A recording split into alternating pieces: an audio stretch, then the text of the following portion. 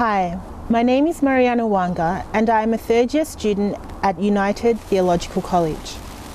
My interest in ecotheology began in an ethics class last year, where a group of us were given a task to present on the effects of mining on Leard State Forest in northern New South Wales. Researching and studying the consequences of mining upon the land, animals, and local communities sparked an interest in how I, as a Christian, understood and engaged with the environment. Because as far as I knew and understood the Bible, humanity was the center of creation, and it was for our salvation that Jesus had died and resurrected.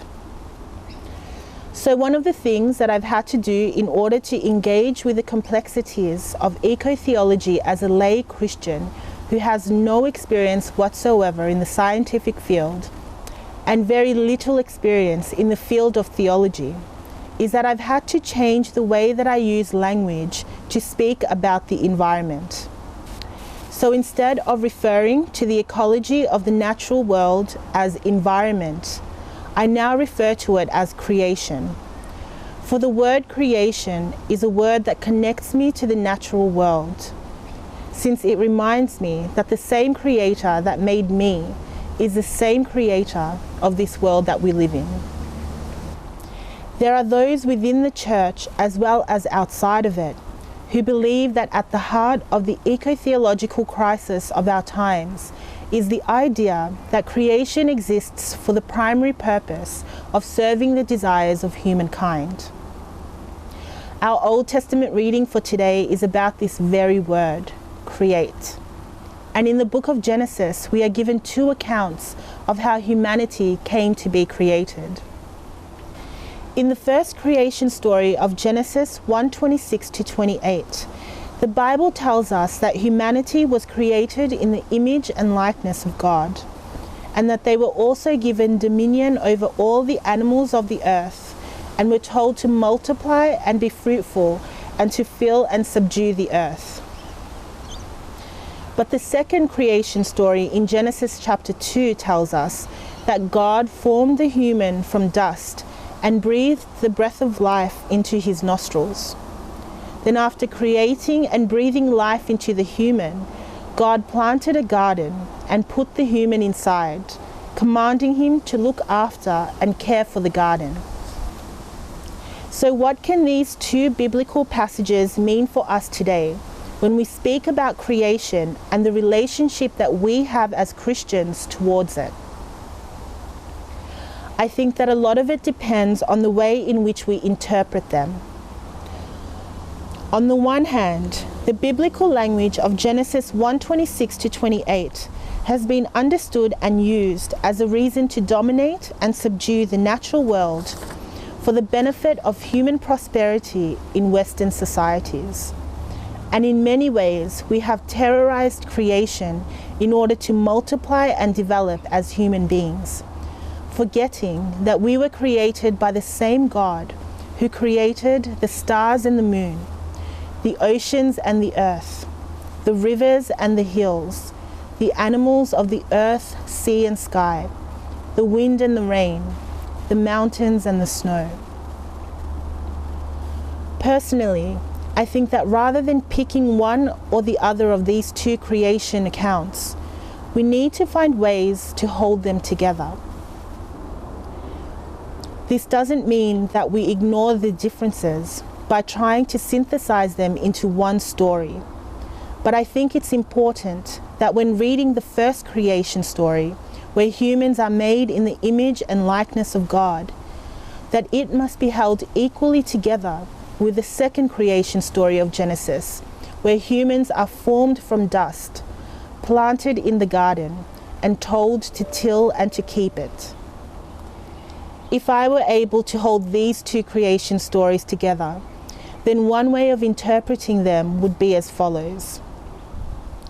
If in the first creation story, humans were made in the image and likeness of God, given dominion over all other creatures, and commanded to multiply and subdue the earth.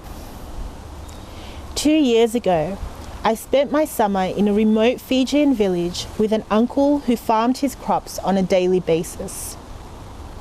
There were days when I would go with him to his garden and watch him till and prepare the soil for his crops.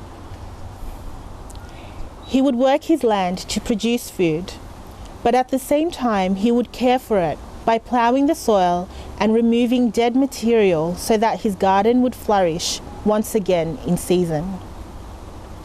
So if we return to the Genesis stories, what if the garden in Genesis was wild and untamable, and the point of subduing it and having dominion was to manage it in a way that allowed sustainability for the garden, the human being, and the animals?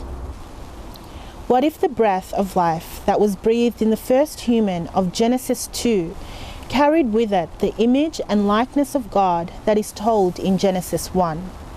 So if I am holding these two Genesis accounts together, one part is telling the story while the other is showing its meaning. As a Fijian Australian, I too am holding two stories together, and I have the privilege of flowing between two distinctly different histories, cultures, and modes of understanding. My time spent in a Fijian village has allowed me to read and interpret the two creation stories of Genesis from a different angle. As someone who didn't really grasp the Christian understanding of the relationship that we have to the earth, I am now beginning to see that, like my uncle's garden, the natural world that we live in is not something that exists solely for my benefit and consumption, but rather it is something which cradles the life of my human existence. Our world sustains the human race and the rest of creation, and it needs to be understood and treated with the respect and dignity that it is now beginning to violently demand. So a question that I have from this particular reading is, if the earth was God's garden and God were to walk upon it in this day and age, stepping inside the destruction and devastation that we have caused, do you think that he might ask the church the same thing which he asked of Adam in the garden? Where are you? So where is the church? And where does our Christian understanding of God's creation stand? How do we interpret the biblical narrative in a way that heals and sustains a depleting world? And finally, is there hope for the rest of creation in the salvation that we profess in Jesus Christ?